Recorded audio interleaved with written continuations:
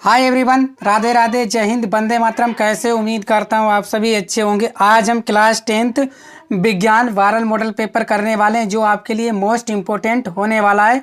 पूरा प्रश्न पत्र में हल सहित आपको बताने वाला हूँ। आपका पेपर आप सभी जानते हो 29 फरवरी को आने वाला है। यही पेपर आपका रहने वाला है 29 फरवरी 2024 को। इसकी PDF और प्लस इसका पूरा सॉल्यूशन आपको लिंक डिस्क्रिप्शन में मिल जाएगा, वहाँ से आप डाउनलोड कर लेना। ठीक है, मैं लिंक आपको डिस्क्रिप्शन में पिन कर दूंगा, वहाँ से आप डाउनलोड कर लेना। पूरा का पूरा पेपर मोस्ट इम्पोर्टेंट है। मैं पूरा का पूरा सोल्यूशन करके भी बताने वाला हूँ। विज्ञान का यही प्रश्न पत्र रहने वाला है 29 फरवरी 2024 को। ये वाला सेट आप याद रखना, EH। ठीक है, सबसे पहले आज आपका गणित का पेपर है, उसके लिए आपको हार्दिक शुभकामनाएं। ठीक है, आपके जो भी हो आप उच्चतम स्कोर करें। ठीक है, कोई भी प्रश्न आप छोड़कर नहीं आना है। चलो, और मुद्रित प्रश्नों की संख्या होगी आपकी 8। ठीक है, पूरा का पूरा वायरल पेपर है विज्ञान 2024 को। कब आ रहा है आपका? 29 फरवरी 2024 को। पूरा मैं हल सहित आपको बताने वाला हूँ। आपको एडमिट कार्ड पे जो भी आपका अनुक्रमांक हो वो डाल देना, जो भी आपका नाम हो वो आप यहाँ पर अच्छे से भर देना। ठीक है, तो समय मिलेगा आपको 3 घंटे 15 मिनट का। पूर्णांक होगा आपका 70 नंबर का।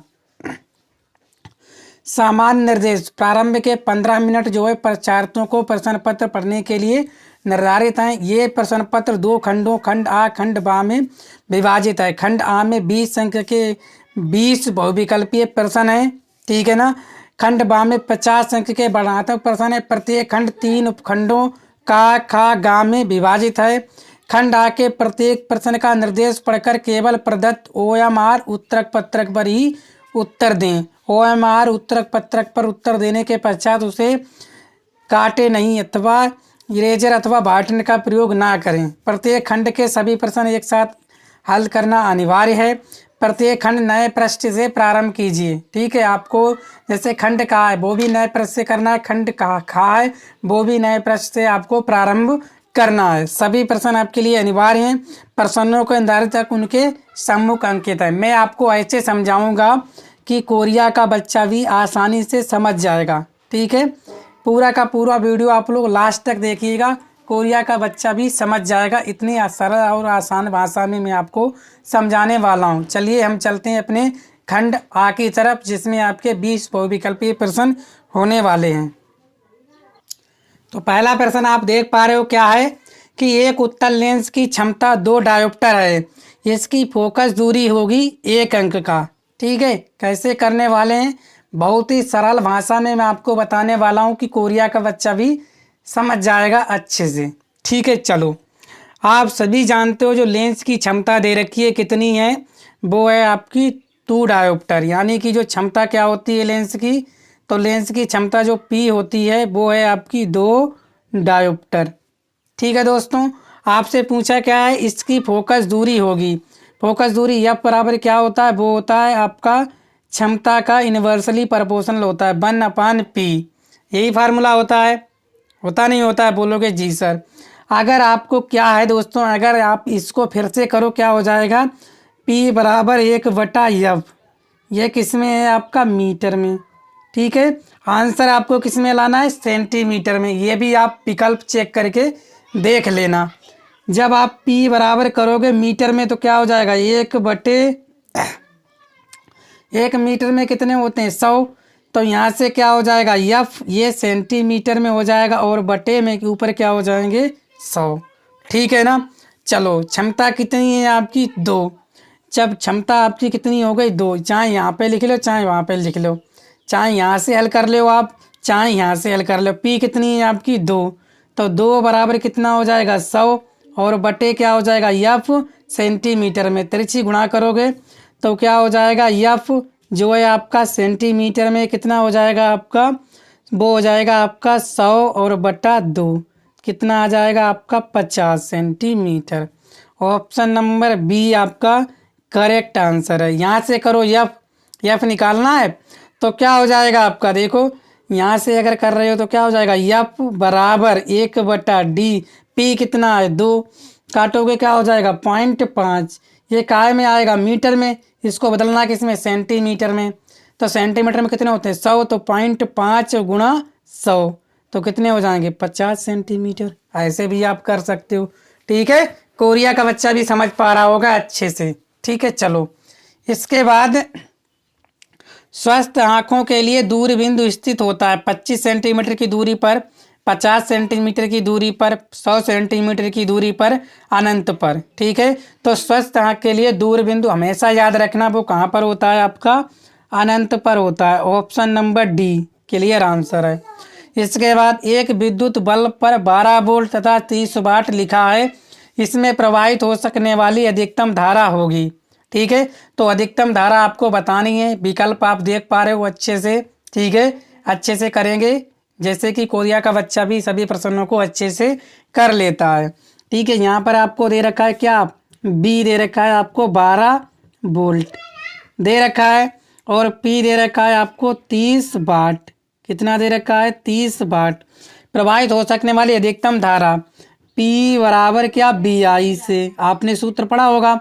पी कितनी है आपकी 30 और बी कितनी है आपकी 12 और गुणा क्या है आपकी आई। ये गुणा में इधर काय कीजिए आपका भाग का, तो 30/12 बराबर आई। काटो 6 दूनी 12 6 पंजे 30। ठीक है, 6 दूनी 12 और 6 पंजे 30। आधा ढाई देखो 5 का आधा कितना होता है 2.5, तो 2.5 बराबर आई। तो आई बराबर आपकी कितनी हो गई 2.5 एम्पियर। कौन सा विकल्प देखो आप, ऑप्शन नंबर बी आपका करेक्ट आंसर है। ठीक है, कोरिया का बच्चा भी लगा पा रहा होगा। चौथा, बिजली के बल्ब का तंतु फिलामेंट बना होता है, किससे बना होता है दोस्तों, नाइक्रोम का, स्टील का, टिन का, टंगस्टन का। तो याद रखना किसका बना होता है टंगस्टन का। Option number D correct answer है। ठीक है, चलो अनंत लंबाई के एक, ठीक है ना, अनंत लंबाई के एक ऋजुरेखीय, ये है आपका ऋजुरेखीय। ठीक है, ये गलत लिख गया है ऋजुरेखीय, ऐसे लिख लो यहाँ पे ऋजुरेखीय। ऋजुरेखीय धारावाही चालक के निकट चुंबकीय क्षेत्र का सूत्र है μ0/4π2I/r, μ0/2πI/r, μ0/4π2I/r, μ0/4π2I/r3। तो क्या हो जाएगा आपका करेक्ट आंसर। तो हमेशा याद रखना अनंत लंबाई के ऋजुरेखीय धारावाही चालक के निकट चुंबकीय क्षेत्र का सूत्र μ0/2πI/r होता है। क्लियर, चलो इसके बाद 1 किलोवाट घंटा में जूल की संख्या होगी, बताओ 1 किलोवाट घंटा में जूल की संख्या तो कितनी हो जाएगी, तो ये आपको बताना है। ठीक है, तो कितनी होगी, तो ऑप्शन नंबर डी 3.6 गुणा 10⁻6 क्या होता है 1 किलोवाट घंटा। 1 किलोवाट में कितने होते हैं 1000 होते नहीं होते हैं, गुणा घंटे में कितने होते हैं, तो 1 घंटे में 60 मिनट और 60 ही क्या होते हैं सेकेंड। हो गए कितने हो गए, देखो कितने हो गए दोस्तों, ये 36 और गुणा 1 2 3 3 जीरो कितने हो गए आपके 36 और कितने 5 जीरो 3.6 और 10⁻6 आ गया। ऐसे करके आप लगा देना। देखो 1 किलो वाट में कितने होते हैं 1000 वाट, और 1 घंटे में 60 मिनट, 60 मिनट में और 1 घंटे में 60 मिनट होते हैं और 60 ही क्या होते हैं सेकेंड। ये हो गया आपका मिनट और ये हो गया आपका सेकेंड, हमने बदल लिया तो आपका ये आंसर आ गया। ठीक है, चलो 7वां, समतल दर्पण द्वारा निर्मित प्रतिबिंब का आवर्धन होता है। बताओ समतल दर्पण द्वारा निर्मित प्रतिबिंब का आवर्धन होता है, तो याद रखना। ठीक है, आप जितनी दूरी पर खड़े होते उतनी दूरी पर आपका प्रतिबिंब बनता है, किसमें समतल दर्पण में। ये बात जो कोरिया का बच्चा भी बता देगा। तो क्या हो जाता है आपका बी बराबर जो है यू के बराबर हो जाता है। यम बराबर क्या होता है b/u, तो बी और बी बराबर किसके है ये बी के, तो कट जाता है तभी क्या आ जाता है 1, जो आवर्धन जो है कितना आता है 1। तो कोरिया का बच्चा भी ये बता देगा कि जो है समतल दर्पण द्वारा निर्मित प्रतिबिंब का आवर्धन होता है 1। ठीक है, घेंगा रोग का नियमन करता है थायरॉक्सिन, एड्रेनालिन, इंसुलिन, ऑक्सीटोसिन। बताओ घेंगा रोग का नियमन करता है कौन करता है, तो वो करता है आपका थायरॉक्सिन। ऑप्शन नंबर ए बिल्कुल करेक्ट आंसर है। नमा विषाणु जनित रोग है मलेरिया, तपेदिक, एड्स, कालाजार। दोस्तों अगर आपने वीडियो को शेयर नहीं किया तो शेयर कर दो। चैनल पर पहली बार आए तो चैनल को सब्सक्राइब भी कर लीजिए। विषाणु जनित रोग है मलेरिया है, तपेदिक है, एड्स है या कालाजार है। तो आप हमेशा याद रखना जो वायरस से होता है तो वो होता है एड्स। ऑप्शन नंबर सी आपका करेक्ट आंसर है। ठीक है, चलो। मिकुलन द्वारा प्रजनन होता है प्लेनेरिया में, हाइड्रा में, लीशमानिया में, उपयुक्त सभी। तो याद रखना है मिकुलन द्वारा प्रजनन किसमें होता है तो वो होता है आपका हाइड्रा में। ऑप्शन नंबर बी आपका करेक्ट आंसर है। मेंडल ने आनुवंशिकता के प्रयोग जिस पौधे पर किया उसका नाम है गुड़हल, गेंदा, गुलाब, मटर। तो क्या नाम है वो है आपका मटर। ठीक है, चलो। विटामिन सी का अच्छा स्रोत है अंडा, मछली, गेहूं, संतरा। तो विटामिन सी का अच्छा स्रोत याद रखना वो है आपका संतरा, यानी खट्टे फल होते हैं। ठीक है, चलो। स्वस्थ मनुष्य में समान रक्तदाब होता है कितना होता है 140/90, 140/100, 120/80, 150/85। तो कितना होता है तो याद रखना 120/80 mm प्रति HG। ठीक है, यही होता है। मास्टर ग्रंथि है थायराइड, एड्रिनल, पेनियल या पीयूष ग्रंथि। तो मास्टर ग्रंथि तो बच्चा बच्चा जानता है, कोरिया का बच्चा भी बता देगा कि मास्टर ग्रंथि है। ठीक है, तो मास्टर ग्रंथि कौन सी है तो वो है आपकी पीयूष ग्रंथि। Option number D clear answer है। ये बात जो है कोरिया का बच्चा भी जानता है। एल्काइन का सामान्य सूत्र है CnH2n, CnH2n+2, CnH2n-2, इनमें से कोई नहीं। तो एल्काइन का सूत्र क्या होता है तो वो होता है आपका ऑप्शन नंबर सी हो जाएगा ये वाला। ठीक है, ये एल्काइन का सूत्र हो गया। किसका हो गया ये दोस्तों एल्काइन का हो गया। अगर आपसे पूछे एल्केन का तो ये हो गया आपका एल्केन का।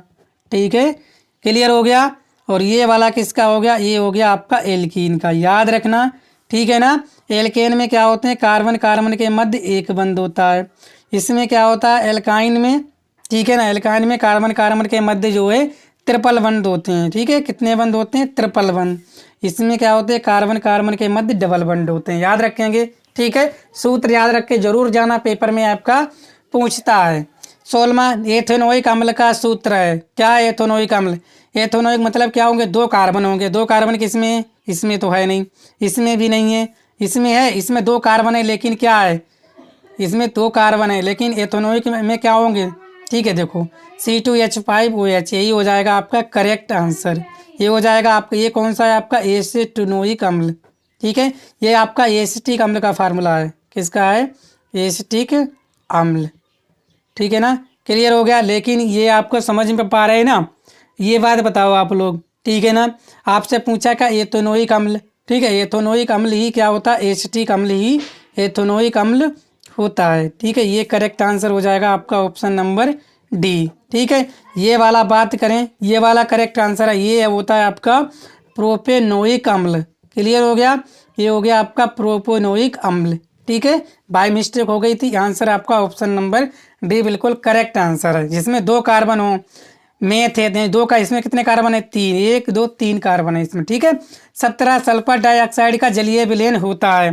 कैसा होता है? अम्लीय, क्षारीय, उदासीन, उभयधर्मी। तो सल्फर डाइऑक्साइड का जलीय विलयन हमेशा याद रखना कैसा होता है, वो होता है आपका अम्लीय। ऑप्शन नंबर ए बिल्कुल करेक्ट आंसर है। ठीक है, क्लियर हुआ आपका? ठीक है ना, चलो नेक्स्ट। 18वां धावन सोडा का रासायनिक सूत्र। ये कोरिया का बच्चा भी बता देगा फटाफट, अगर पढ़ता होगा तो। नहीं पढ़ता होगा बिल्कुल भी तो कोरिया का बच्चा नहीं बता पाएगा। अगर थोड़ा बहुत भी कोरिया का बच्चा ध्यान से पढ़ रहा होगा तो आंसर ये कर देगा अच्छे से। तो धावन सोडा का रासायनिक सूत्र क्या होता है तो याद रखना, धावन सोडा का रासायनिक सूत्र होता है आपका Na2CO3 × 10H2O। Option number A इसका करेक्ट आंसर है। इसमें जल के कितने अणु हैं? 10 अणु हैं। कभी कभी पूछ लेता बताओ धावन सोडा में जल के कितने अणु हैं, तो याद रखना कितने हैं? 10। ठीक है, इसके बाद ये क्या होता है आपका नौसादर। याद रखना ये होता है नौसादर अमोनियम क्लोराइड। ये होता है आपका नमक। याद रखना, अगर ये हटा दो यहाँ पे तो ये हो जाता है आपका खाने का सोडा। ठीक है, खाने का सोडा या सोडियम बाइकार्बोनेट यानी HCO3, सोडियम बाइकार्बोनेट। अभिक्रिया CuO+H2, ये गिब्स Cu+H2O में ऑक्सीकारक पदार्थ है। तो ऑक्सीकारक पदार्थ कौन था, CuO या H2CO तथा H2, इनमें से कोई नहीं। ठीक है, तो कौन सा है आपका, वो है आपका CuO ऑक्सीकारक पदार्थ। ऑप्शन नंबर सॉरी 19 बिल्कुल करेक्ट आंसर है। ठीक है, इसके बाद 20, कोई विलयन लाल लिटमस को नीला कर देता है, इसका पीएच मान संभवतः क्या होगा। कोई विलयन लाल लिटमस को नीला कर देता है तो इसका पीएच संभवतः क्या होगा। ये देखा जाए तो ये अम्लीय है, ये भी अम्लीय है, ये भी अम्लीय है। अम्लीय के 3 आंसर तो हो नहीं सकते, तो एक ही आंसर बचा है, ऑप्शन नंबर डी बिल्कुल करेक्ट आंसर है। ठीक है, चलो समझ में आ गया। तो अगर कोई विलयन लाल लिटमस को नीला कर देता है तो वो क्षारीय होगा। ठीक है, क्षारीय कितना होता है, पीएच 10।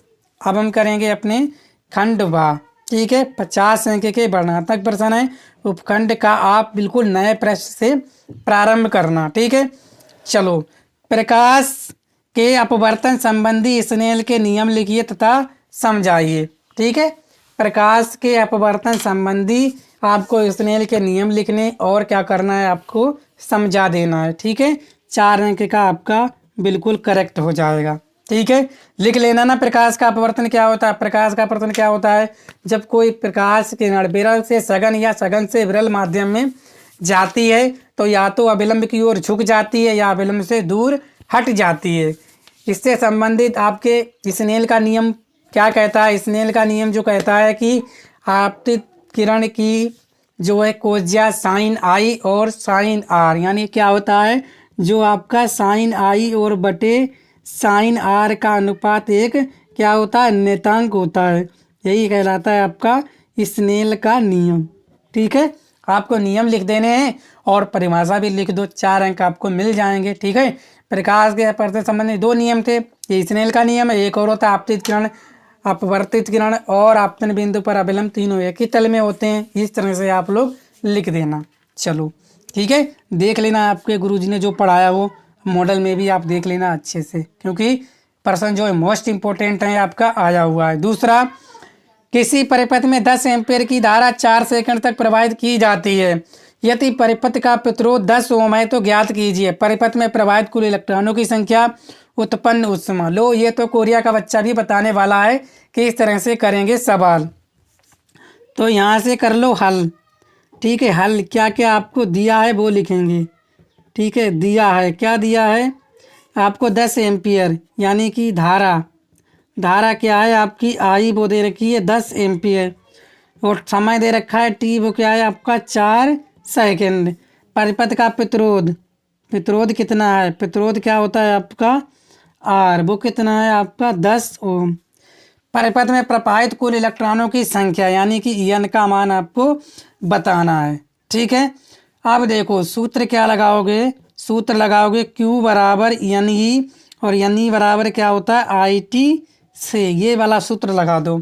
ठीक है, तो क्या हो जाएगा आपका एन ई बराबर आई टी, ये हो गया आपका एन ई बराबर आई टी। एन का मान निकालना है तो एन, और इसका ई का मान कितना होता है, आवेश, इलेक्ट्रॉन का आवेश होता है 1.6 10 की पावर -19। आई कितना है आपका 10 एम्पियर और टी कितना है आपका 4। अगर एन के साथ ये गुणा में इधर का है कोई चीज़ आपका भाग का, तो एन बराबर हो जाएगा 10 गुणा 4। ठीक है, गुणा कर ले, 10 गुणा 4 कितने हो गए 40 और बटे क्या हो जाएगा 1.6 10 की पावर -19। ठीक है, पॉइंट हटाओ, 0 बढ़ाओ, 16 दूनी 32, 16 पंजे 80। तो एन बराबर क्या हो जाएगा, ये 10 की पावर -19 है, ऊपर जाएगा प्लस का, क्या हो जाएगा 25 गुणा 10 की पावर 19 इलेक्ट्रॉन। यही आपका करेक्ट आंसर है।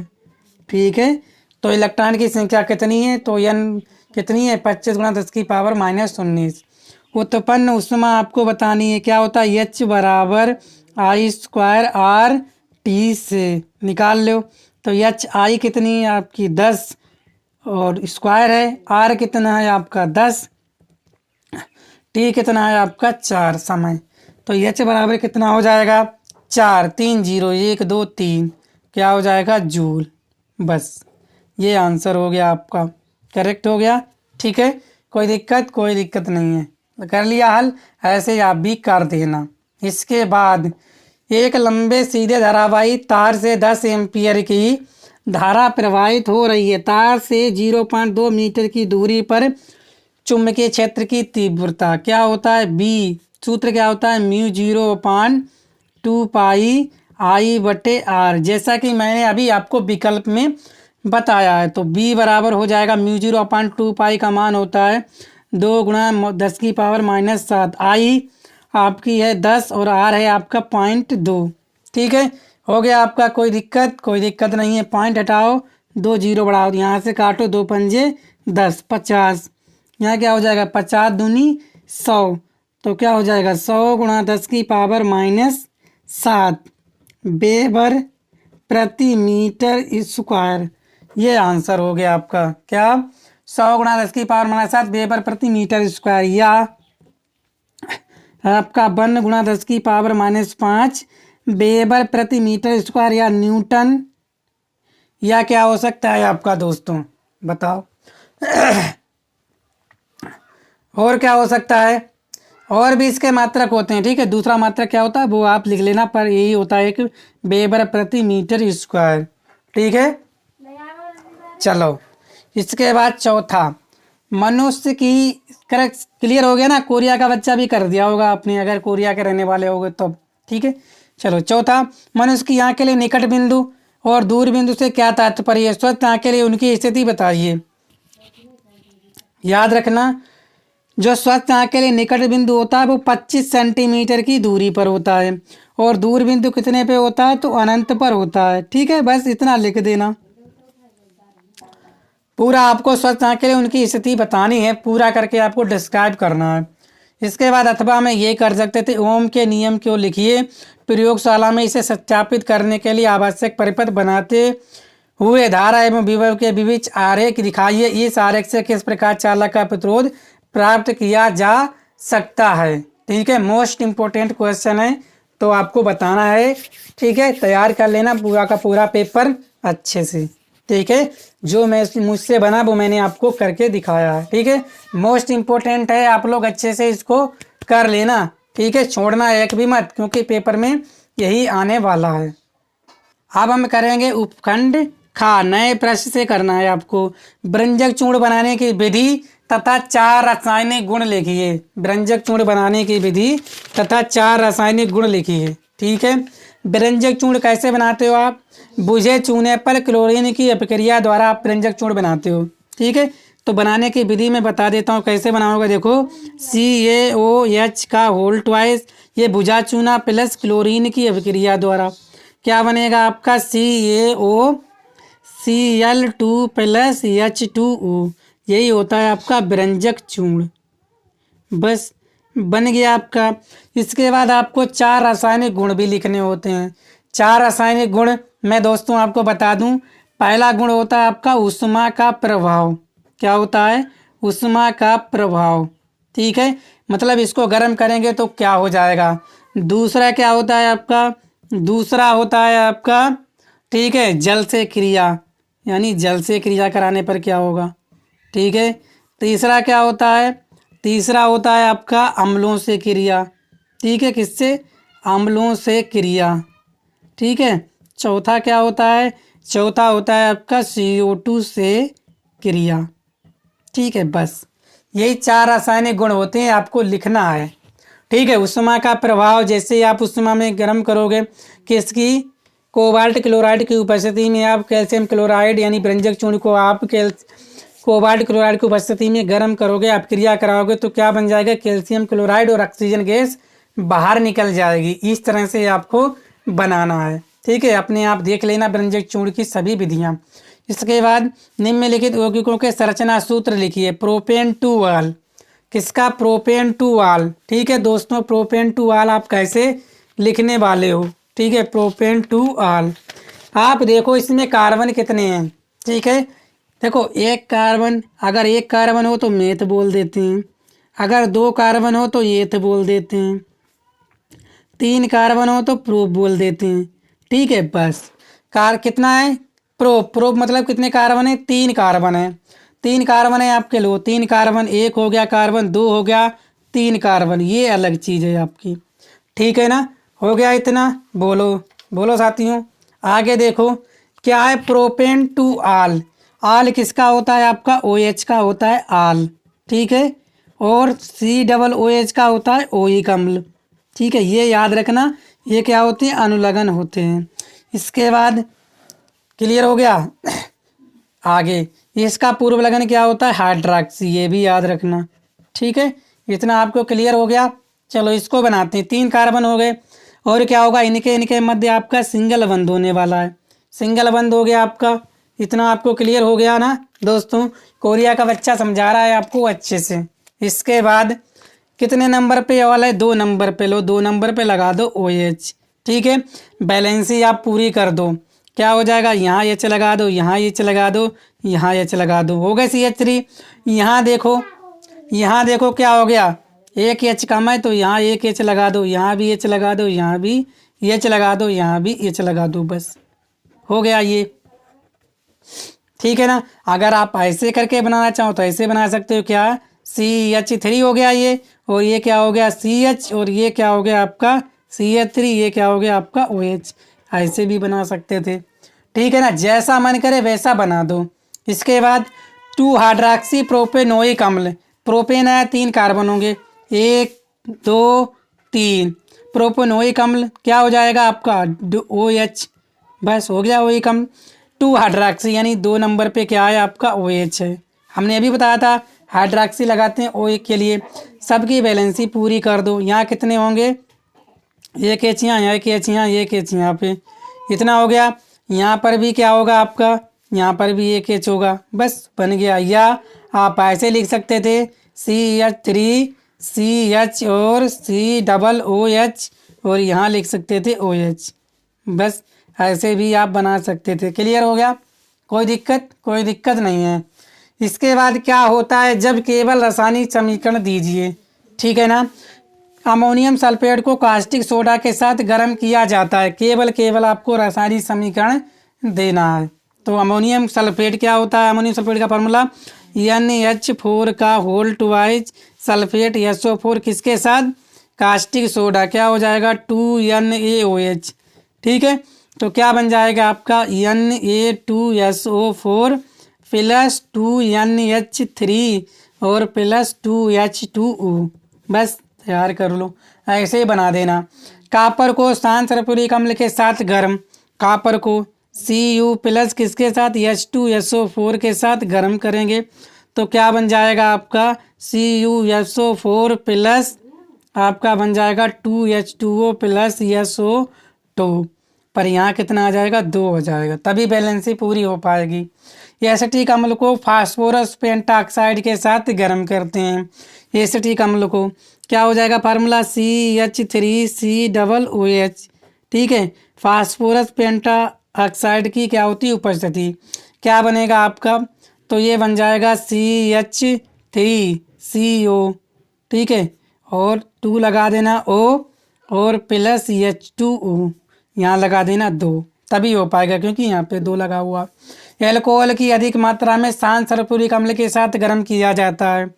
एल्कोहल क्या होता है आपका C2H5OH, ठीक है। शांत सल्फ्यूरिक अम्ल H2SO4 की उपस्थिति में गर्म 140 डिग्री पर, तो क्या बनेगा आपका C2H5O C2H5 और प्लस H2O। देखो यहाँ पर 2 बन गए तो यहाँ पे आप 2 लगा देना, ठीक है। इसके बाद तन सल्फ्यूरिक अम्ल दानेदार जिंक के साथ अभिक्रिया करता है। तन सल्फ्यूरिक अम्ल क्या होता है, तन सल्फ्यूरिक अम्ल दानेदार, तो ZN zinc plus H2SO4 Gibbs क्या बन जाएगा ZnOSO4 प्लस H2, बस ये जिंक सल्फेट बन गया ना। जिंक सल्फ्यूरिक अम्ल दानेदार तन सल्फ्यूरिक अम्ल दानेदार जिंक के साथ अभिक्रिया करता है, तो ये बनता है। बस आपको केवल समीकरण ही देनी थी, हो गया। अथवा में आप ये कर लो, निम्न पर संक्षिप्त टिप्पणी लिखिए। क्या, साबुनीकरण बहुलीकीकरण सजातीय श्रेणी एवं इसके प्रमुख गुण, ठीक है, ये वाला आप कर सकते थे। बोलो कर पाओगे नहीं, साबुनीकरण आप तैयार कर लेना, ठीक है ना। प्रश्न लाजवाब है साबुनीकरण का। देखो मैं आपको रिएक्शन कैसे बनाएंगे ट्रिक बता देता हूँ। देखो साबुनीकरण की ट्रिक क्या हो जाएगी, यहाँ लिखना CH2 C00C17H35 साबुनी, ठीक है, ये हो गया आपका। फिर इसके बाद CH और C00C17H35, इसके बाद क्या हो जाएगा CH2COOC17H35 plus caustic soda N3NaOH ले लो और बना दो। क्या बनेगा, ये देखो चीज़, ये पूरी चीज़ हो जाएगी ना। क्या हो जाएगा आपका C17, यहाँ लिखोगे इसके सीध में C17H35 COONA, ये पूरा उठाओगे C17H35 COO, यहाँ से NA उठा लो क्योंकि 3 लगी हैं।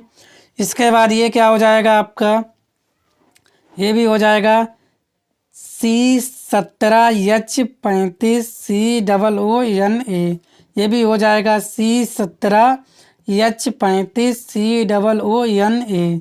और बाकी जो बचा है वो लिख लो। प्लस क्या बचा आपका, यहाँ क्या बचा आपका, बचा है CHOH, यही तो बचा है। अरे ये हो गया पूरा, हो गया नहीं, लेकिन यहाँ से तो बचा है क्या CHOH, और यहाँ क्या बचा है आपका, यहाँ बचा है नहीं, यहाँ बचा CH2OH, यहाँ बचा आपका CHOH, यहाँ बचा आपका CH2OH। ये होता है आपका ग्लिसरॉल। क्या होता है ग्लिसरॉल, ये होता है आपका साबुन। बस ये होता है सोडियम स्टेटेट। बस ऐसे करके आप बना देना, ठीक है। स्क्रीनशॉट ले लो पूरा का पूरा, ऐसे ही आप छाप देना एग्जाम में। इसके बाद आप उपखंड ग मनुष्य के पाचन तंत्र का स्वच्छ नामांकित चित्र बनाइए, ठीक है ना। इसके बाद यहाँ पर क्या होगा, धमनी तथा सिरा में अंतर स्पष्ट कीजिए। मेंडल द्वारा प्रतिपादित पृथक्करण नियम को उपयुक्त उदाहरण की सहायता से स्पष्ट कीजिए। वाष्पोत्सर्जन की परिभाषा लिखिए तथा उसकी प्रभाविता को उसकी प्रभावित करने वाले 4 कारकों का उल्लेख कीजिए। अथवा प्रकाश संश्लेषण किसे कहते हैं, प्रयोगों द्वारा सिद्ध कीजिए कि प्रकाश संश्लेषण के लिए प्रकाश एवं कार्बन डाइऑक्साइड आवश्यक है। इनका स्क्रीनशॉट ले लो, अच्छे से तैयार कर लो। कोरिया का बच्चा भी बता देगा इन सभी का आंसर, अगर आप पढ़ रहे होगे थोड़ा बहुत तो, ठीक है। तो वीडियो को शेयर करो, चैनल पर पहली बार आए हो तो चैनल को सब्सक्राइब भी कर लीजिए। मिलते हैं नेक्स्ट वीडियो में। Thank you.